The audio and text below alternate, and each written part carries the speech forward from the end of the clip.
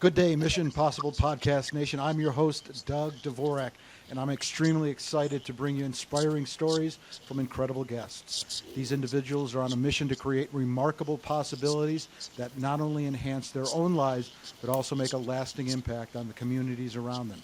Stay tuned for some truly amazing conversations. My guest today is professional soccer player and ESPN commentator, Kasey Keller. Kasey, how are you? Hey, Doug. Great to have you as a guest. Thank you. Kasey is a goalkeeper who played for the United States for 17 years and also was one of the leading Americans playing pro soccer in Europe during that time. Kasey played in the 1998 and 2006 World Cups. He played in 3 of the United States' 6 games in the run to the semifinals at the 1995 Copa America, 3 of the United States' 5 games in its run up to the semifinals at the 1999 Confederations Cup, and 31 World Cup qualifiers in 1996, 1997, 2000, 2001, 2004, and 2005. He played 102 full international matches for the United States between 1990 and 2007. He was captain of the United States team at the 1996 Olympics and was chosen as the Honda Award winner in 1999 and 2005. He was also the USSF Men's Athlete of the Year in 1997, 1999, and 2005. He played in 6 CONCACAF Gold Cups, including winning that title in 2002 and in 2005. But perhaps Kasey's most spectacular game ever in the nets was his victory over Brazil in the 1998 CONCACAF Gold Cup. Kasey spent most of his club career in Europe, but returned to the United States for 3 MLS seasons at the end of his career, winning U.S. Open Cup titles with Seattle in all 3 of those years. Kasey, it's a high honor and privilege to be with you here today. Thanks, Doug. Did you miss anything? I'm not sure. I mean, that was a heck of an introduction. Thank you. We could spend 45 minutes, and I culled it down, but thanks again, Kasey. Always great to see you. Let's talk about your career journey and trajectory. Can you please share with our Mission Possible listeners the impact your dad, Bernie, had on your professional sports journey?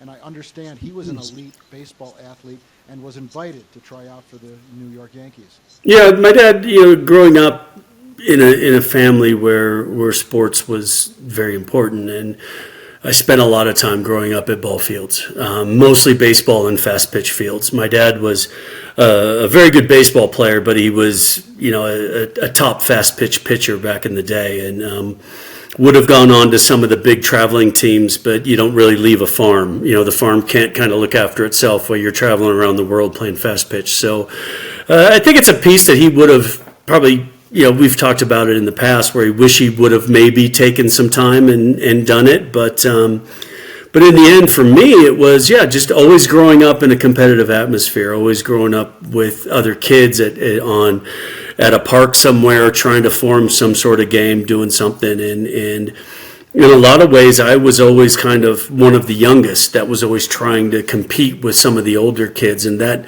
there's no question that helped.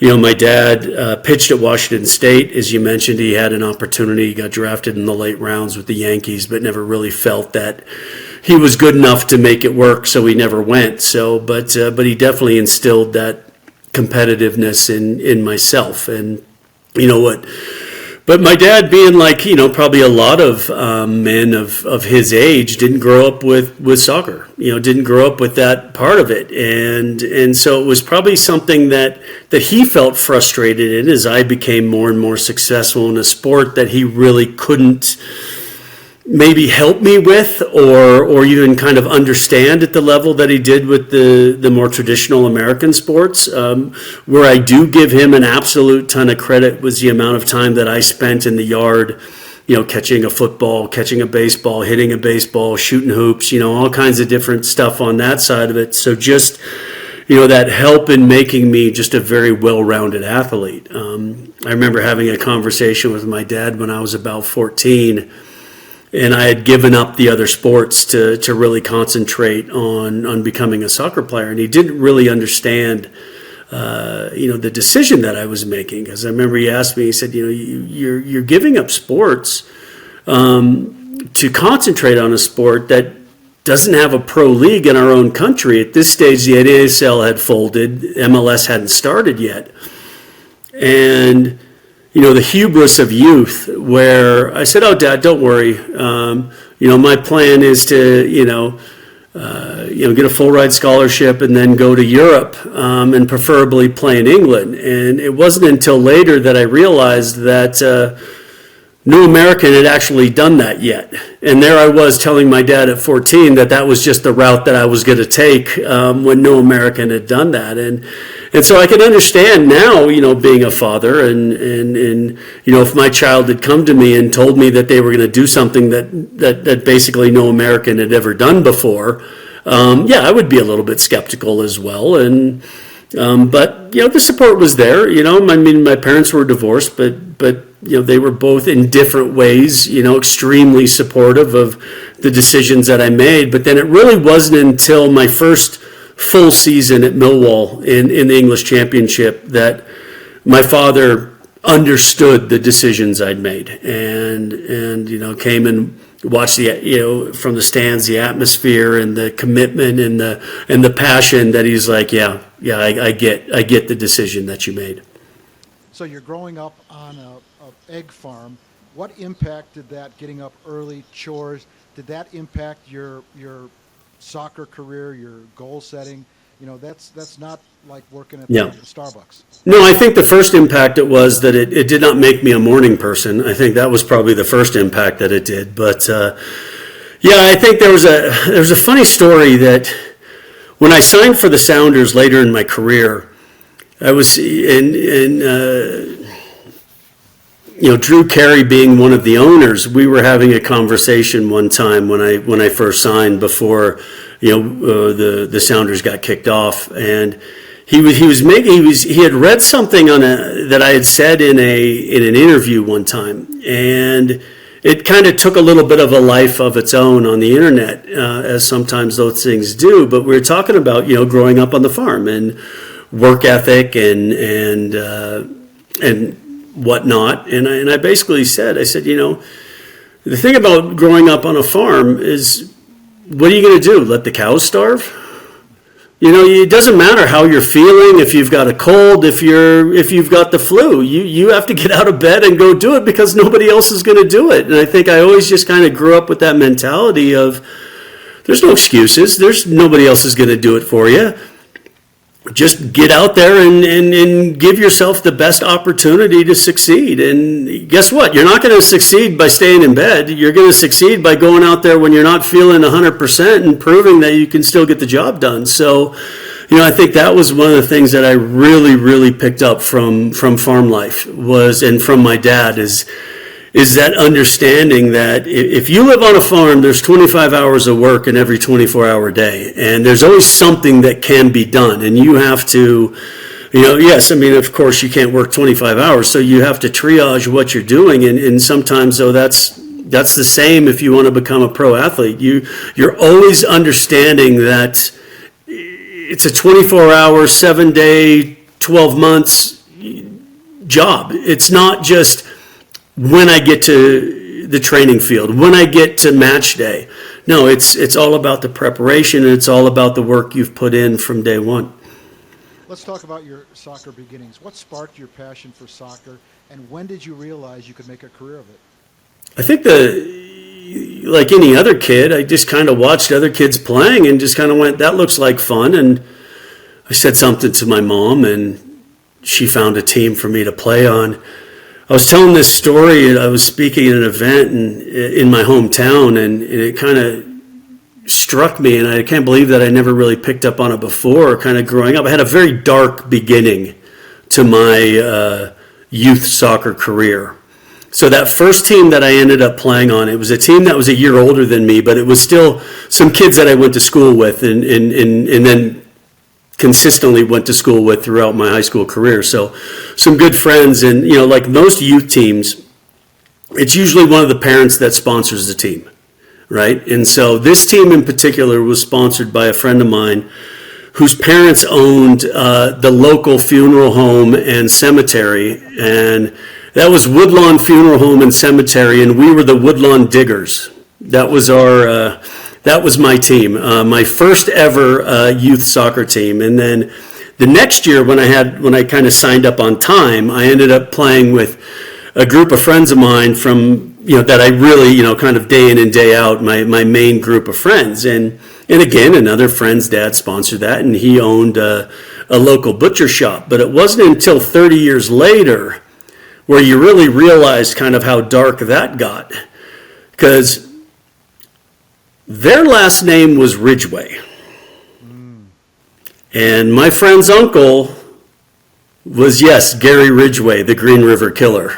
Oh my gosh. And so I go from my first team being sponsored by a funeral home and my second team having the uncle of my friend be one of the most prolific serial killers in American history. So it was a little bit of a dark upbringing to my youth soccer career, but it really was, I'd say, Doug, when I kind of realized that maybe I could make a go at this, was probably my sophomore year in high school.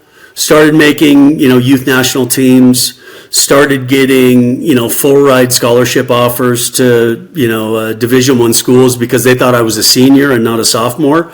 My mom had to make a couple phone calls to some coaches and say, I think you're breaking a few NCAA rules here. My son's only 15, so I don't think you're allowed to make those offers right now.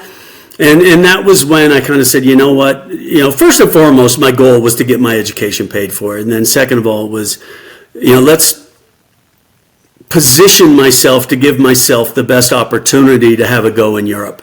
And then, from there I chose to go to University of Portland, play under Clive Charles, former West Ham, Cardiff, NASL. Pele named his best 11 NASL team of all time, and Clive was the left back for Pele's starting 11. So Clive, I take a lot of credit for putting me in the professional mindset, in being able to teach me what it was going to take to be a pro when I got to England. So there wasn't any surprises. I was more prepared to have more difficulties than I had, and I think that's a much better position than thinking that things were going to be a lot easier than they were. So Clive, I give an absolute ton of credit for giving me that professional preparation at the university level.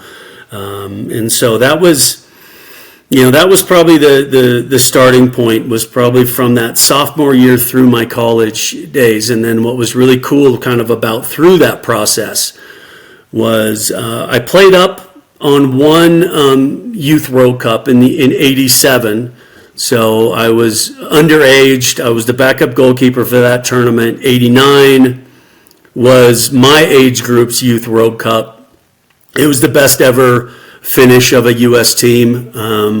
We lost in the semifinals in extra time to Nigeria. I was awarded the silver ball for the second most valuable player of the tournament. And then that kind of started that idea that, I think I can make a go at this for sure at the professional level. Again, was the backup for the '90 World Cup team at 20 years old, still in college. And then when I finished my eligibility, it was straight to Europe. And, honestly, like 5 days later, we lost to UCLA in the second round of the playoffs, and I was on trial at Millwall 5 days later, and 17 years later, I came back to America. So, I credit, even though genetically it was always going to happen, but I credited starting to significantly lose my hair when I had agreed terms with Millwall and then went through the work permit process. And, kind of being the first American to play in England on an American passport, it was a little bit tricky. And so the English FA basically changed all these rules kind of once I kind of went through. And so when I eventually was awarded the work permit, I had signed a 3.5-year contract. So I had, technically it was Valentine's Day when I signed. The season ended the second week of May, and then 3 full seasons after that. But basically I was awarded a work permit from the Home Office for the remainder of that first season and one full season. And they said, okay, prove to us that you belong here. And then that framework became a little bit more standard after that. And they tweaked it a bit, but it all started with myself. And so there was that pressure as well. Yeah, okay, nothing would have been worse is having this dream to be a professional athlete and having a club making a commitment to you, and then because of government bureaucracy or just government rules, whatever you want to say, not being able to fulfill that. So that was where I credited significantly losing my hair those 6 weeks while I was waiting for that work permit to came through. And then I had a managerial change. The manager that signed me was fired, and then you never know what the next person's going to think of you. And then what was great was the new manager sat down with me at the end of the full preseason, and he said, look, by all accounts, you won the starting position, but the other goalkeeper didn't do anything wrong to lose his spot. So just keep doing what you're doing, and let's see what happens. And there was one cup game, there was one league game, and I played every match the rest of the season. I think it was 48, 51 matches, something like that, was named from the fans the player of the season, and my career just kind of went from there. So here you are, 14. You tell your dad you're on an egg farm in Washington, and you say, Dad, I'm going to be one of the first Americans to break through Yep. and play in the European leagues. What were some of the challenges or the biggest challenges you faced as an American player breaking into the European leagues outside of that work permit issue? Well, first and foremost, is being American. I mean, I think in that first probably 3 months of that inaugural season, I would say probably half of the interviews I gave started with, what is an American doing here, and what is an American doing here playing so well? And so there was a really, and there still is, don't get me wrong, I mean, we've improved it over the years, but there's still a stigma of an American being a soccer player, a footballer. It's just, if you were to ask a chairman to take the same amount of money and buy a Brazilian or an Argentinian or buy an American, he's going to buy the Brazilian and the Argentinian probably 99% of the time. It's just an easier sell than being American. As an American, you then got to the point where, look, if it makes sense financially, then we'll do it, but not on a financial commitment. And then so really the only thing that can really change that, and I think a couple of us changed that with the goalkeeping mindset of Americans, was that, yeah, Americans can play in goal, and then it's going to take, a long series of players in the field to really be able to continue to break that down. I read an article just a few days ago where I think it was a conversation between Christian Pulisic and Weston McKennie, and they were kind of talking about how still there's, a stigma involved in being American, regardless of how well you play. A player from a traditional footballing country will get a better benefit of a doubt than you will. And like I said, it's taken time. We've broken down some of those barriers, but there's still a lot more to go. And the only way you can do it is to have more and more players consistently play at the level that they need to play at to change people's preconceived notions of what an American footballer is.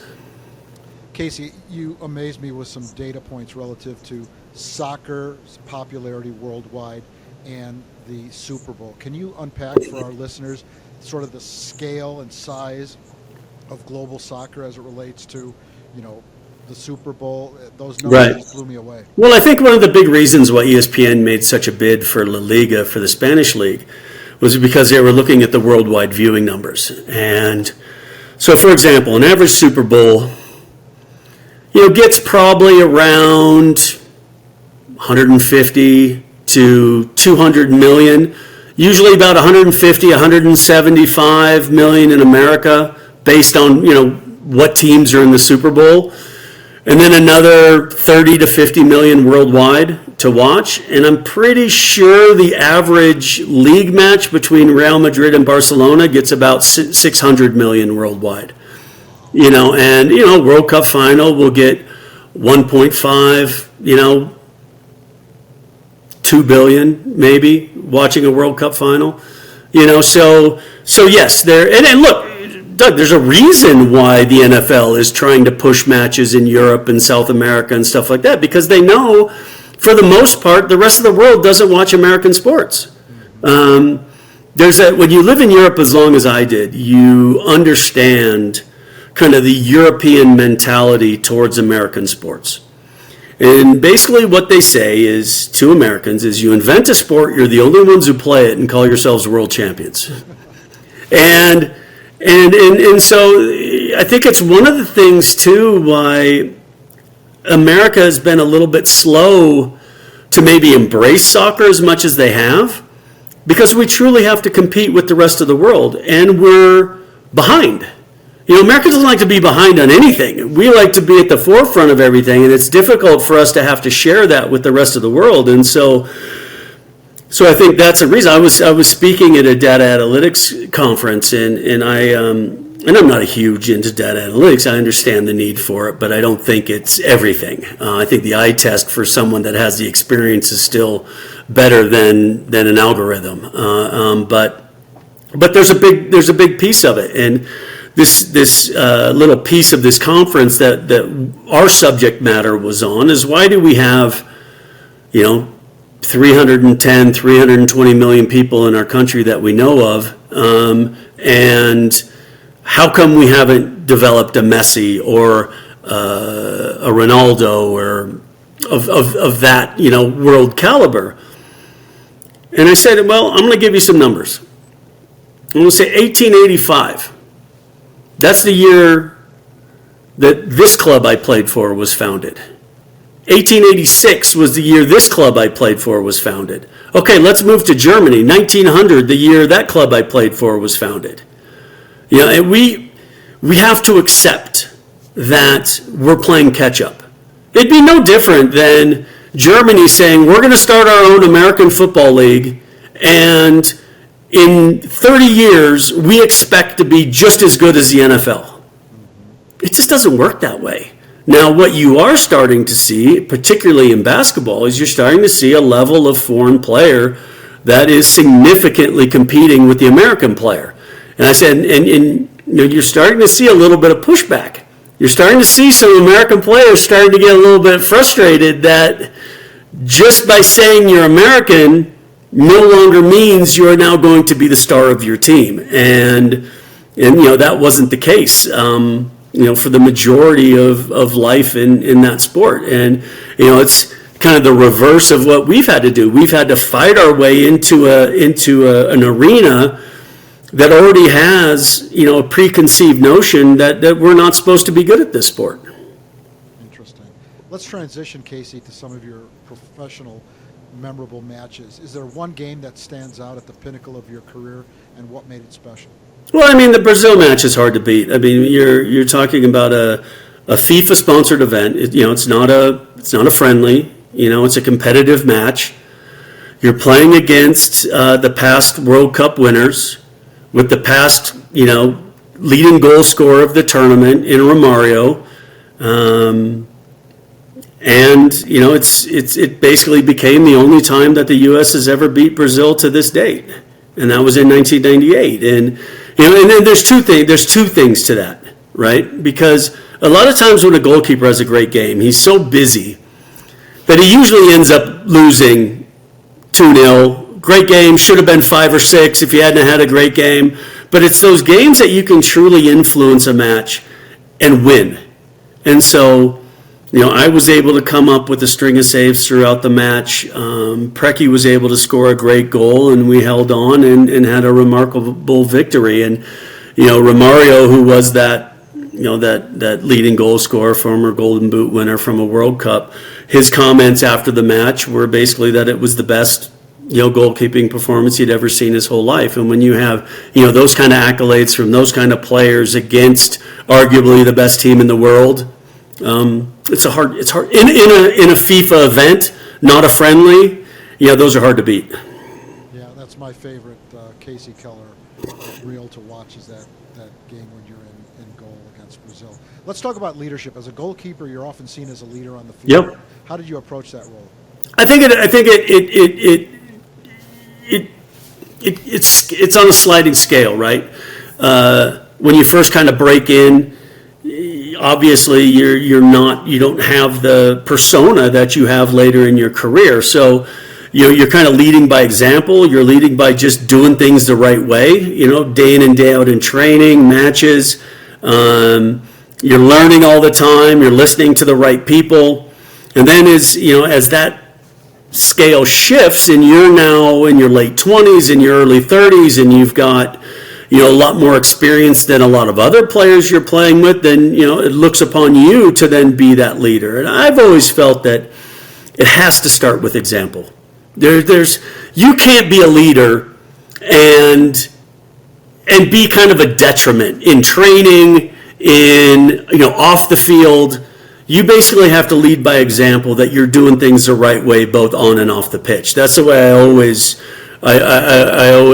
started that. And then obviously as I got later in my career, some of the honors, being named club captain at Mönchengladbach, club captain at the Sounders, and to kind of kick that off the right way when the Sounders started their MLS life. So yeah, and it always started with example. And then how can I help people later? Then when you get kind of in your mid to late 30s, then it's people coming to advice. But if you've done everything wrong yourself, I always find that interesting. I'm gonna go to a point here, Doug. Is when you look at a lot of drug counselors and stuff like that, they're coming at it from a standpoint of, okay, I was bad and I worked my way out of it. So here's the example. Brilliant. But isn't there also an example where I never fell into the trap, first of all? And then how can I keep people from actually falling into the problem so then you don't have to pull yourself out of it? And I think that's the way I always looked at it, is if I can show the younger players that even at my success and at this stage of my career, I'm still working harder than you, I'm still prepared every day the right way, that then you're not going to fall into a situation where you have to have an intervention and somebody has to tell you, look, you better pull your head out because your career's about to go down the tubes. If I can hopefully get players into a situation where somebody said, wow, that guy really overachieved for what his ability level was because he did all these things the right way. And I think that's where I find trying to lead by example, and then having the experience to say, hey, don't fall into these traps. Sidebar here, Kasey. Did you notice that I removed from your intro Mönchengladbach? I tried to pronounce it and I couldn't. So, you're in a pressure cooker as a goalkeeper. Let's talk about coping with pressure. Goalkeeping is a high-pressure position. How did you mentally prepare for games? Well, my wife well, and she was, for many years, was like, why did you have to be a goalkeeper? Because it's the stress with us, but it's the stress with the family and friends and everybody around that is feeling that stress through you. And first and foremost, if you're going to be a goalkeeper, you have to have a strong back. You have to be able to understand that there's going to be times when you're going to have to take the heat. And you're going to make the mistake, and you're going to have to hold your hand up, and you're going to have to rectify that later. And if you don't have that, then don't be a goalkeeper. And there's nothing wrong with that. You don't have to have it, but if you don't, then you just have to say, I got to do a different position, because it's such a level of stress. And I think a lot of it is to be prepared. I think if you're doing everything the right way, if you're finding what works for you, because I think there's also a pattern to things that can help you fall into that.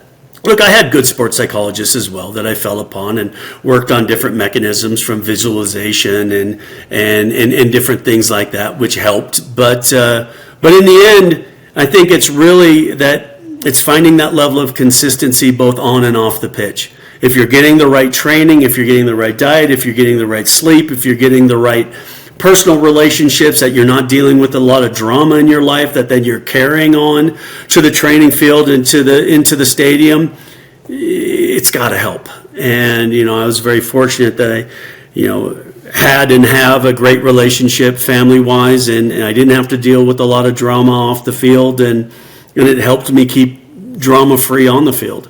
Yeah. As I've gotten to know you, one thing relative to pressure cooker and dealing with setbacks, you said amnesia. Can you unpack amnesia from Kasey Keller's perspective? Well, a lot of goalkeeping you have to. I don't particularly, I think, go into amnesia. I go into more. You got to compartmentalize the mistakes. You can't forget, because I think if you forget, then you pretend like it didn't happen. There was a funny thing, and it kind of went counter to what a lot of sports psychologists say. And when I worked with one of them for a little while, I kind of told him, and he thought, if it works for you, it works for you. Is I always wanted to have, at least in warm-ups, one negative thought. And it's always that lack of concentration on something easy that then, embarrasses you. And I always wanted to put that little thought in my head to force me to concentrate on every little thing, because I knew that if I didn't, this embarrassment could fall into place.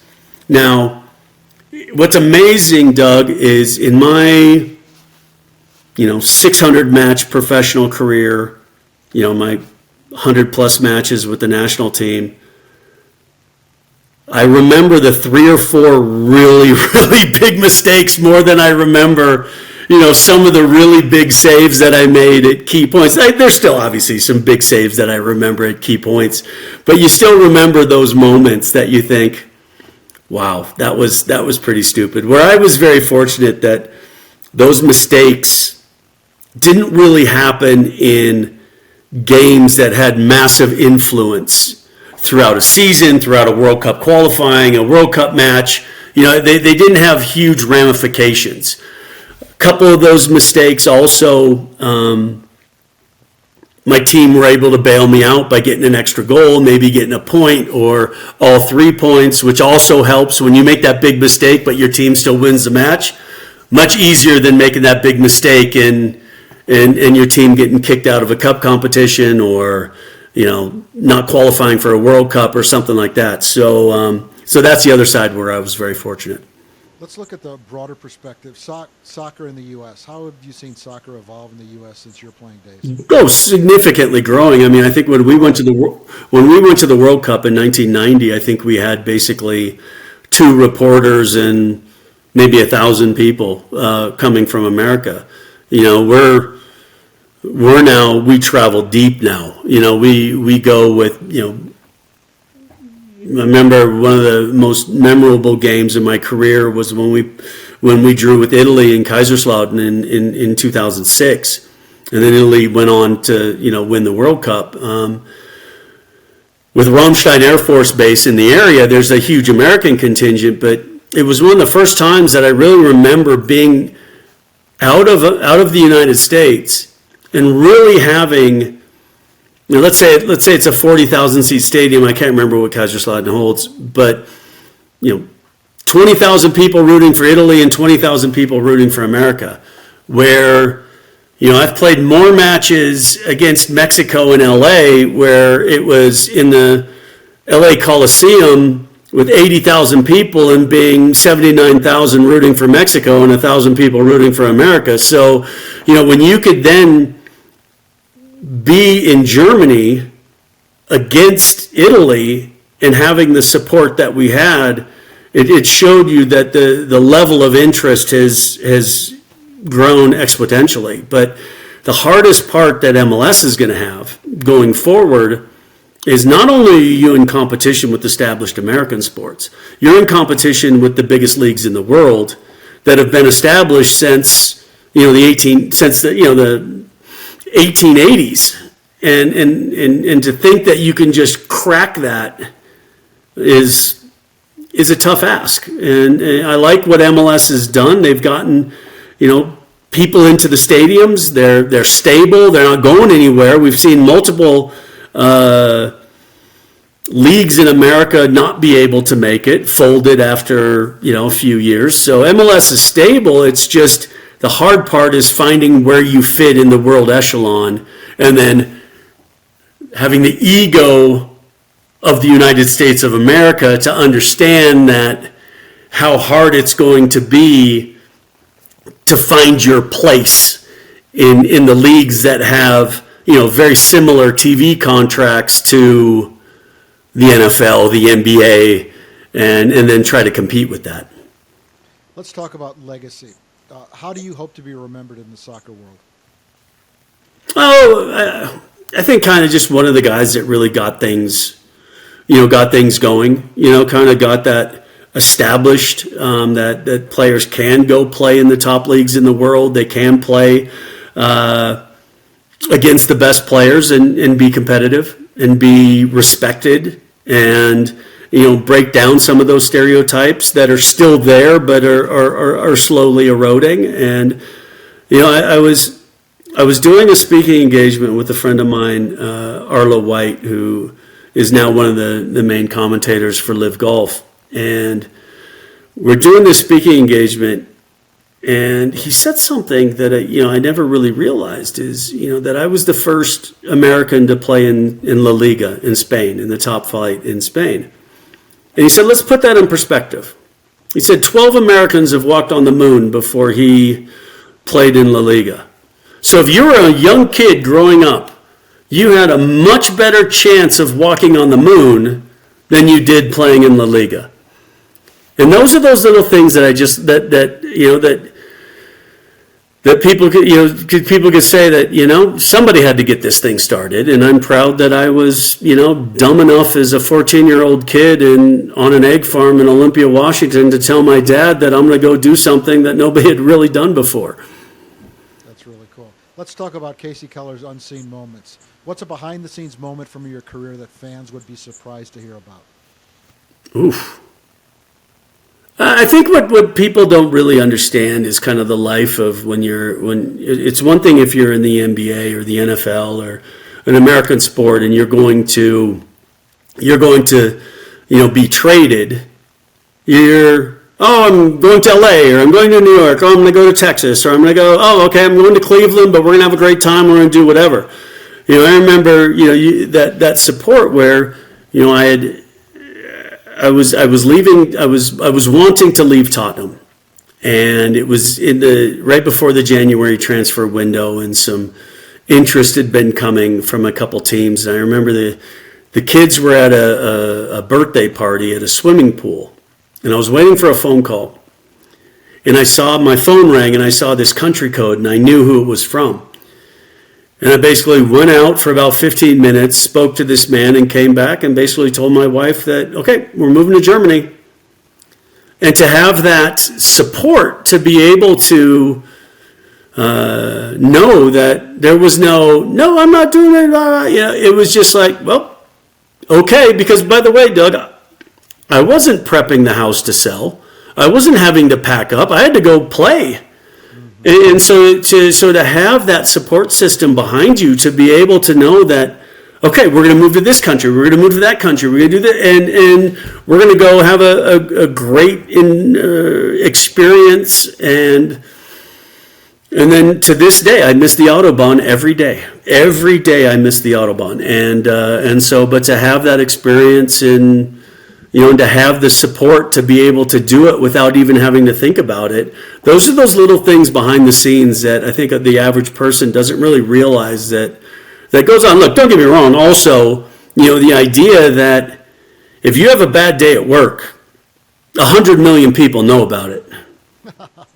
You have a bad day at work somewhere else, you're home and you're angry and whatever else, but then you don't have to deal with the rest of that. So yeah, that's the other side of it that there's and that's, I think, where you're starting to see now, and as it's becoming more and more, in the public eye, is the professional athletes dealing with the mental health side of it. And in the past, it was always, this guy flamed out, he just couldn't handle it.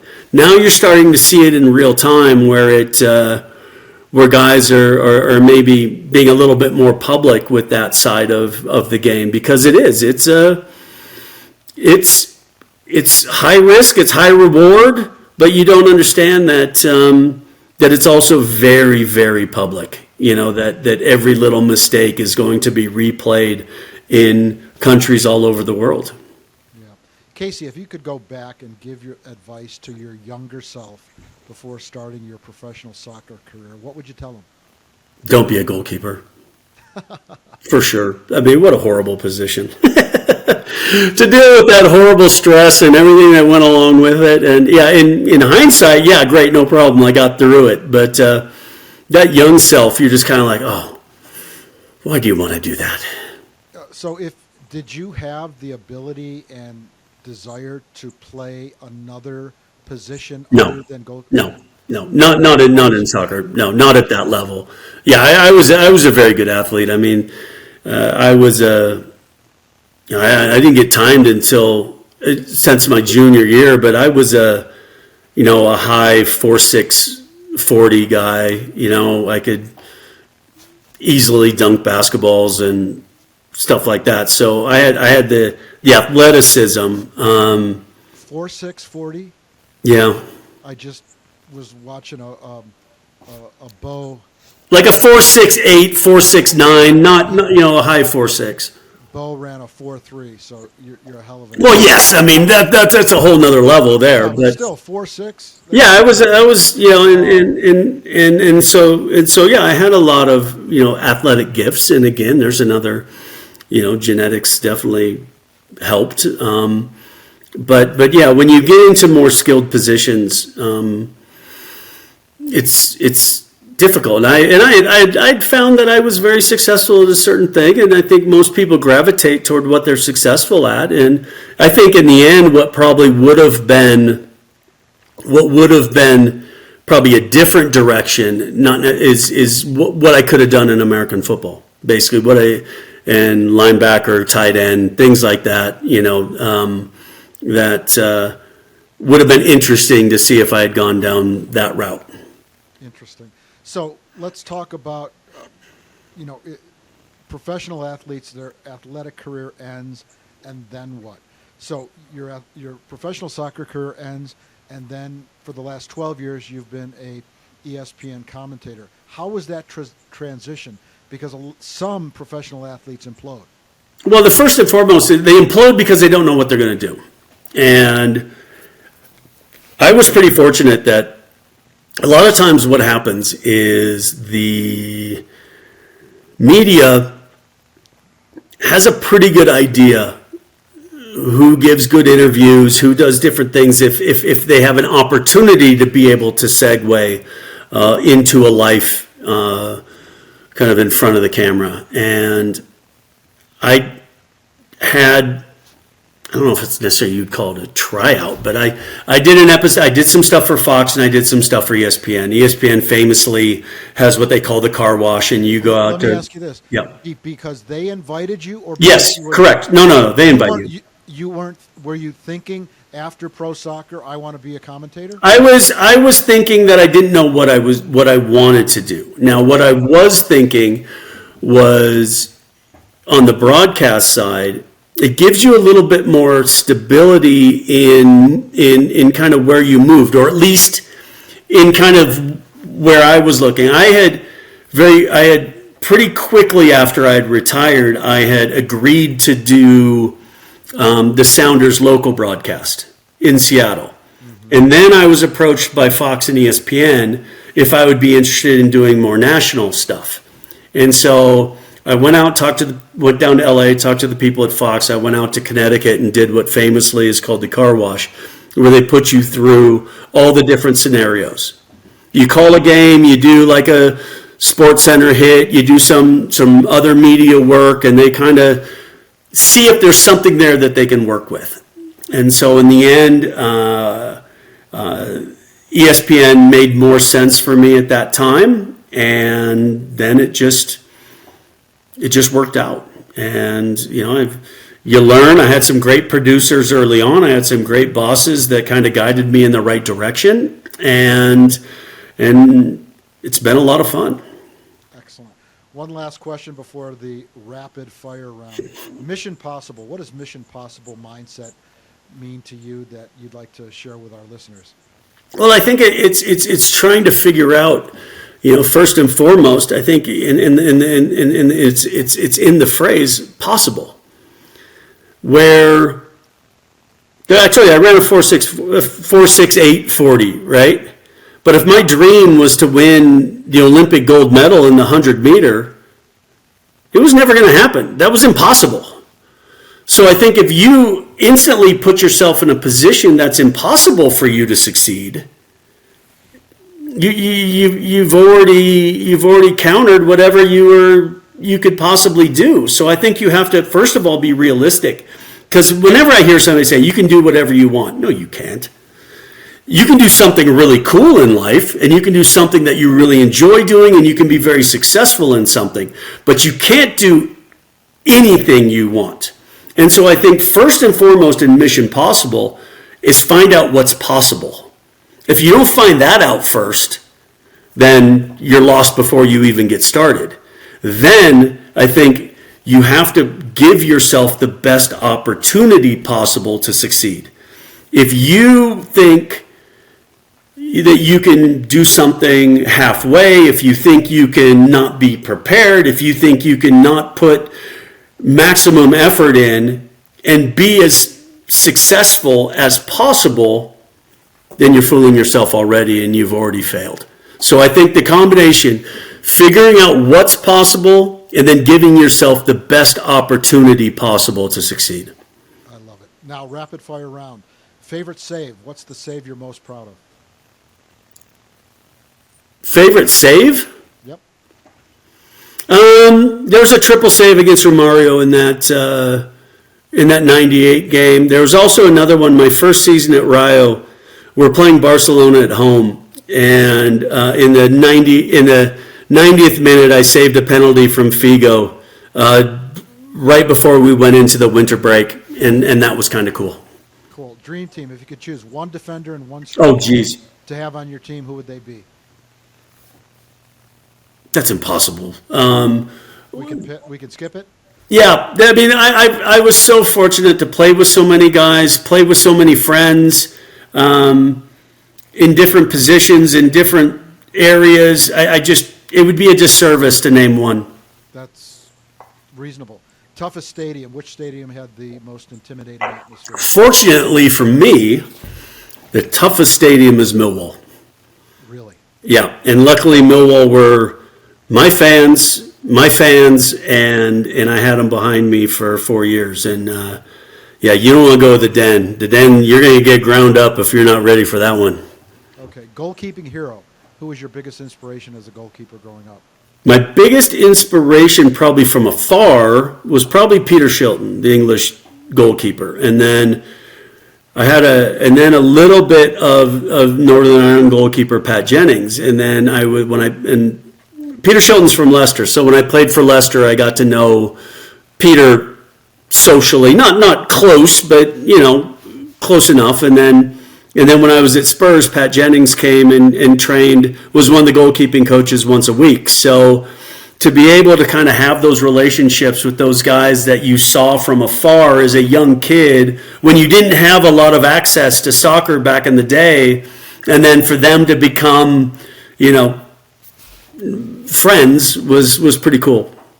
Most underrated skill. What's the one skill goalkeepers need that fans often overlook? Well, this is the crazy part, Doug, is there's this new thing about goalkeeping that they have to be the best player on the field with their feet and the best and try to keep the ball at the back of the net. I mean, there's only one skill in goalkeeping, and that's keep the ball at the back of the net. That's what your job is. It doesn't matter how you do it. Just keep it out of the back of the net. Give your team a chance to get results. The rest of this stuff is a joke, and I think it's starting to go full circle. Look, like anything, I think you work on your weaknesses, but play to your strengths. And the way I play is different from the way some other goalkeeper plays and everything. And if I have a coach that is so single-minded that you play like them, okay, great. Hey, Johnny, you play like Messi. You do that, and we're going to win every game. Coach, I can't play like Messi. Of course you can't play like Messi because you're nowhere near as good as Messi. You play as well as you can and the way you can help us get results. And so, I think that in the end is keep the ball out of the back of the net. That's your job. Love it. Best soccer city, in your opinion, what's the best city in the world for soccer? Impossible, Doug. I'm gonna give a bunch of cities. You're gonna go from London to Munich to Madrid to Rio de Janeiro to Buenos Aires to Milan to Rome to the list goes on and on and on. And I think that's what's so cool about this sport is it isn't just one place, or one country. I mean, go to, I know you're going to spend some time in Mexico City soon. Yeah, go watch a big game at Azteca Stadium. I mean, it's under construction, so it's being refurbished for the World Cup for the third time. But when you go to those meccas, you go to, go watch a River Plate match, against Boca. Go watch Rangers Celtic. Go watch, Tottenham Arsenal, it's you just there's no experience like it, and the cool part about it is it's all over the world.